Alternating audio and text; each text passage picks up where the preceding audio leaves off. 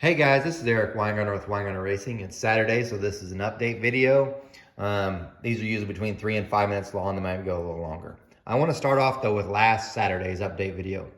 I think last week was actually just almost filled with nothing but negative comments. And that's kind of how YouTube works. Either you got a lot of people praising you, got a lot of people bashing you. Mostly it's bashing because the people that like you really usually don't comment.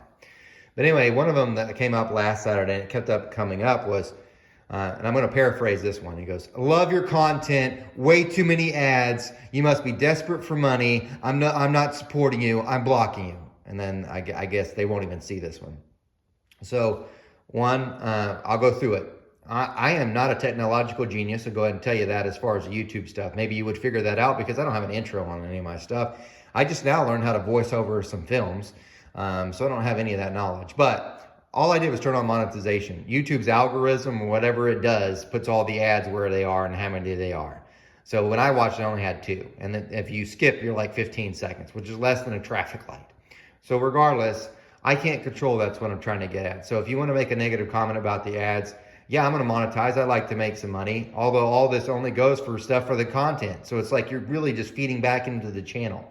So like the Dyno Mule that's coming up, that's where that's coming from. So if this was paying nothing, you'd probably get 1 video a week, if that, and they'd be really, really short because it's not worth it. Anyway, back to the point.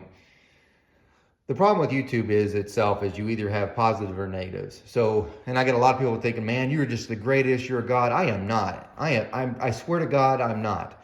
I'm not as good as some of you think I am. I would say I'm good, and I don't want to ever say I'm the best because one, then it means I need to stop because I'm the best and there's no need. No, I'm going to always say I'm not as good as I am because I need to keep progressing. But I'm not as good as what some of you think. But I'm also not as bad as what others think. So there's that. I know it's like a 2-minute thing just to go on for that. Anyway, let me get to the point. The engine's out of the truck though. For those that actually have these engine mounts, this is the S10 that you guys are familiar with. Here's a tip for you because this makes a huge difference when you're pulling these engines. These are the mounts that come from like Transdat. Don't take them off the mount, undo this. It actually comes out way easier. I know this because when I put in the engine, it was a son of a gun. So just to let you know on that. You can tell I notched the frame. What's gonna happen from here at this point is I'm gonna try to have someone, my chassis guy, cut that out and put a rack of pinion on this and cut out this, move the radiator forward so we get some more room. Redo all the wiring as well, not all, but I wanna run 2 parallel systems, one for the EFI, one for the carburetor when I run that. Both running off a Sniper over there. So I want to do that. There's the converter that several people have asked for. I thought about sending out to Performance or some converter company. I got the guy that got a hold of me. If you're that company, I think it's Perfect Performance or something.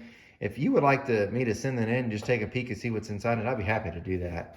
But anyway, that's that. That converter's coming out anyway for the new motor regardless. That transmission's staying. As you can tell, there's some butchery done.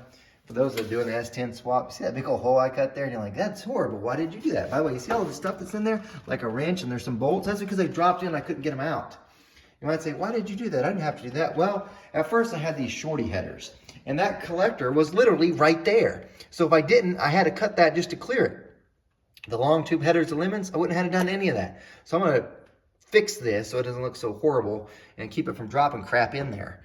Also, I'm going to do something about right in here because taking out that bolt, all the others weren't so bad. Taking out that bolt was a son of a bitch. Anyway, so I'm going to address that because I don't want to deal with that issue again.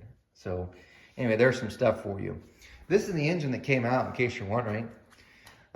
Tomorrow's video is a bunch of little things I'm going to tell you since you stuck around this long. It's not one gigantic topic. It's a bunch of little stuff that's kind of neat. One of them involves this engine itself. But that's tomorrow's video. It's a bunch of cool things though.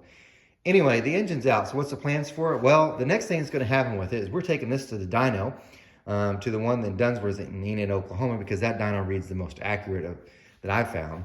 Someone, of course, accused, and this was last weekend as well, accused my sister's engine, which is sitting there. It made 425 horsepower. They said it's only because if you look at the screen, it showed 385. It was like, there's no way it makes more than 400 horsepower. It shows 385. There's a 10% variance in dynos, and it's way beyond that. That's weather correction. 385 is what it observed. When you do the weather correction, 425.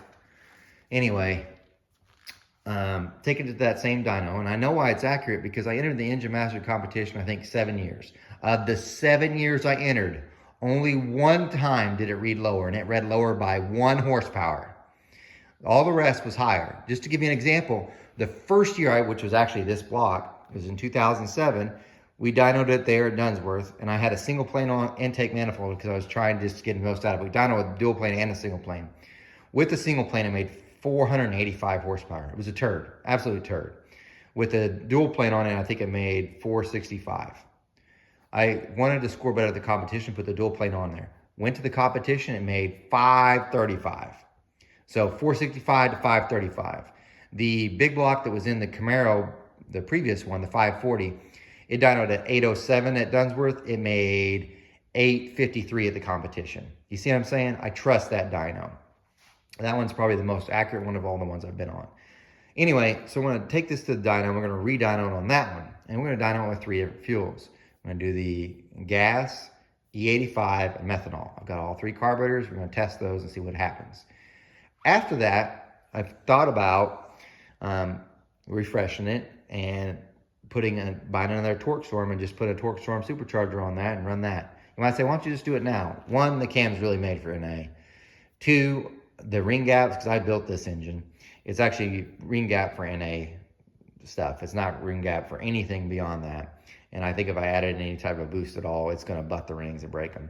So it does need tore down. For the record, for those guys that are ever doing this or building your own engines, just gap the rings as if they were for nitrous. And you're like, no, you're going to lose so much power. That gap is so small, and in the millisecond that it's up there, it's not losing that much. And besides, it gives you room to grow later on. And let's face it, most of you guys aren't doing NA anymore. Anyway, here's the plans for videos. Tomorrow is a bunch of little things. A lot of little cool stuff from different things I thought I'd show you, and maybe you'll get a kick out of. The plan after that, the next video, if things come in, will be the introduction for that dyno mule for that block. I'm going to tell you all the plans for it, and I'm going to let you give suggestions on things you'd like to see, and I'll see if I can't work them in. Anyway, thanks for sticking around for 7 minutes. Yes, I know it's longer than 5. I appreciate all of you. You guys, take care.